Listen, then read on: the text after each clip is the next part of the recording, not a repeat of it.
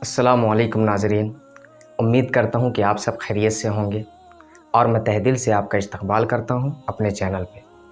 मेरे भाइयों, आज मैं फिर से हाज़िर हुआ हूँ आपकी खिदमत में एक नया नक्श लेके।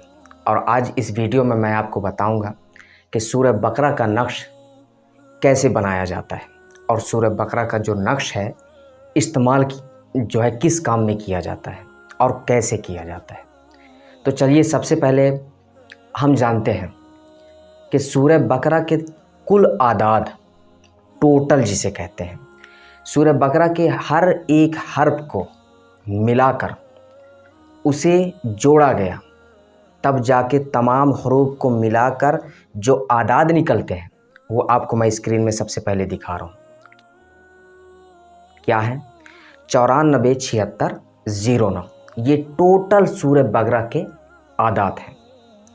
अब मेरे भाइयों, सूरह बकरा का जो नक्श है इस्तेमाल कहाँ किया जाता है ये मैं आखिर में आपको ज़रूर बताऊंगा और कैसे किया जाता है।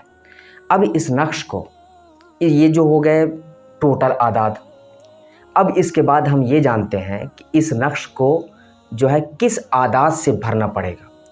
टोटल का आदाद मैं इसलिए कह रहा हूँ कि जब किसी भी तरीके से कहीं से भी अगर आप जोड़ते हैं तो क्या आना चाहिए? 947609, टोटल आदाद उसी को कहते हैं। अब जो है 23, 68, 94, ये आदाद वो हैं जिससे नक्श को भरा जाएगा। स्क्रीन में ये भी आदाद आप देखें, क्या हो गए? 23, 68, 94, ये टोटल आदाद हो गए। ये टोटल आदाद किसके हैं? पहले खाने से भरने के लिए। जब आप चारों खाना किसी भी तरीके से आप जब जोड़ते हैं तो ये आदाद आते हैं जो मैं टोटल का बताया हूँ।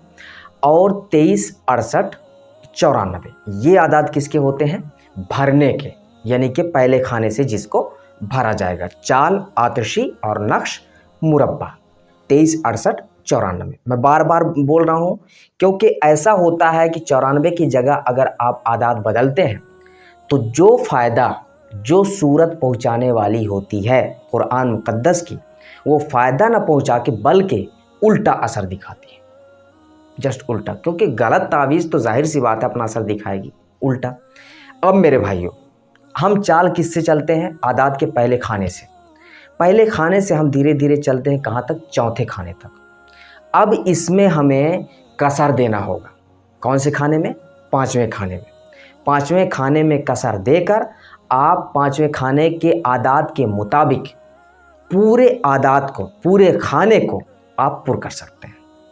अब ये जो है नक्श आपका मुकम्मल हुआ और नक्श मुकम्मल होने के बाद ये नक्श बनेगा। स्क्रीन में देखें, ये नक्श तैयार होगा। अब आइए जानते हैं हम मेरे भाइयों कि इस्तेमाल कैसे करना है और किसके लिए इस नक्श का इस्तेमाल किया जाता है। सबसे पहले हम जानते हैं कि कैसे करना है। आप किसी भी दिन, कभी भी, किसी भी वक्त आप इस नक्श को पुर करें। कितना? 4 नक्श। 4 नक्श आप पुर करेंगे। उसके बाद आप इसका इस्तेमाल कैसे करना है?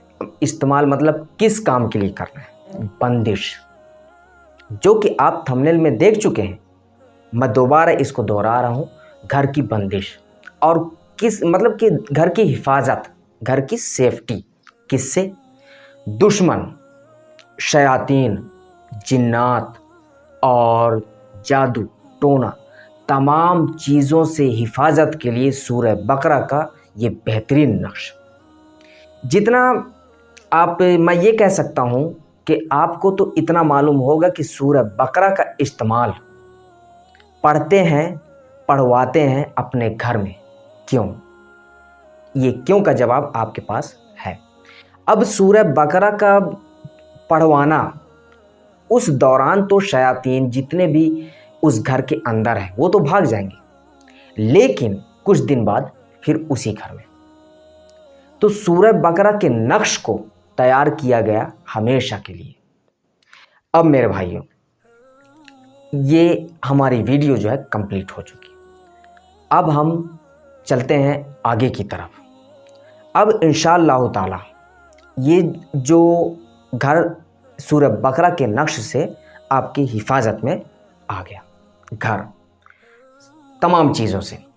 अब मेरे भाइयों, जैसे एक शख्स घर के अंदर से बाहर जाता है, उसकी हिफाजत के लिए क्या है, तो मेरे भाइयों उसकी हिफाजत के लिए भी इस नक्श का इस्तेमाल किया जाता है।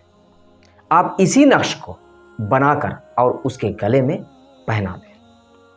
कभी भी नज़र बद से और शयातीन से, ये शयातीन और नज़र बद और ये टोना जादू जितने भी उसके ऊपर किसी भी हाल में लगेगी ही नहीं, किसी भी हाल में। तो मेरे भाइयों, आज के लिए बस इतना ही। उम्मीद करता हूँ कि ये वीडियो आपको पसंद आई होगी। अगर ये वीडियो पसंद आई हो तो ज़्यादा से ज़्यादा शेयर करें, ज़्यादा से ज़्यादा शेयर करें और लाइक करें और सब्सक्राइब भी करें। अब मिलते हैं अगली वीडियो में, तब तक के लिए दुआ की दरख्वास्त के साथ अल्लाह हाफ़िज़।